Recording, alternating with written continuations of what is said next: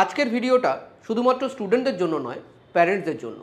আপনারা অনেকেই বোধহয় চিন্তিত কোন বোর্ড আপনার বাচ্চার জন্য ঠিক হবে এবং কোনটা হতে পারে আপনার যাওয়া উচিত হবে না।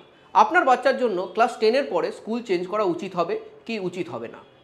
অনেকেই কিছু কিছু সেট থিওরির উপর চলে যায়, মানে এটার পরে এটা হবে, ওটার পরে ওটা হবে।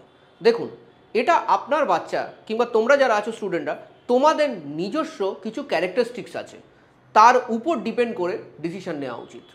এবং এটা বাবা মার থেকে বেটার ডিসিশন কোনো টিচার, কোনো কাউন্সেলর কিন্তু দিতে পারবে না। এবার প্রশ্ন আসছে, অনেক সময়তেই অনেক মাস্টারমশাইরা অথবা এডুকেশনাল কাউন্সেলররা স্কুল চেঞ্জ করতে বলে।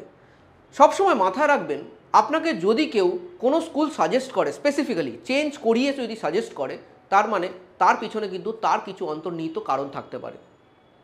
আপনারা যারা প্যারেন্টসরা আছেন, আমি কি বলতে চাইছি অবশ্যই বুঝতে পারছেন। তো আমার মনে হয় সেই ফাঁদে হয়তো আপনাদের পা দেওয়াটা সঠিক হবে না। কেন কি, anything that is influenced is not correct. যদি কেউ আপনাকে এভাবে ইনফ্লুয়েন্স করে এবং তার পিছনে কোনো ফাইন্যান্সিয়াল কোনো ব্যাপার থেকে থাকে, তাহলে আমার মনে হয় সেটা আপনার স্টুডেন্টদের জন্য ভালো নাও হতে পারে। আপনার স্টুডেন্টের জন্য অথবা আপনার বাচ্চার জন্য কোন জিনিসটা ভালো, কোন স্কুলটা ভালো, এর থেকে ভালো আপনি কিছু জানবেন না।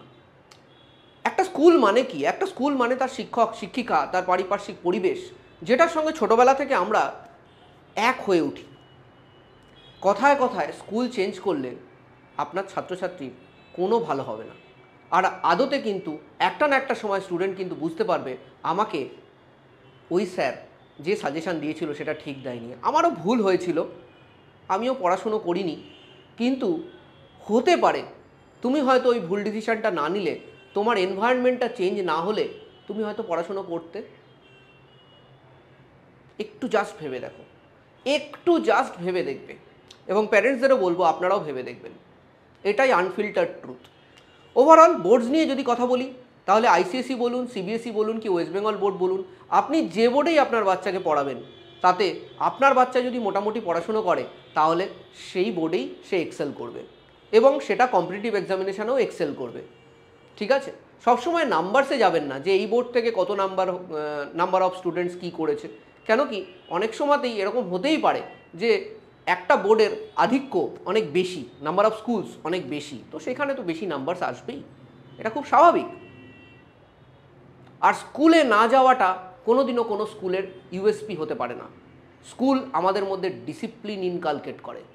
আমি বারংবার এই জিনিসটা বলছি, বারংবার। অর্থাৎ স্কুলে যাওয়াটা ইম্পর্ট্যান্ট। আমি যদি প্র্যাকটিক্যাল না করি স্কুলে গিয়ে, তাহলে আমি অনেক কিছুই শিখতে পারবো না। বাড়িতে বসে যে পড়াশুনো হয় না, সেটা কি আমাদের প্যারেন্টসদের, শিক্ষকদের এবং স্টুডেন্ট সমাজকে লকডাউন শিখিয়ে দেয়নি?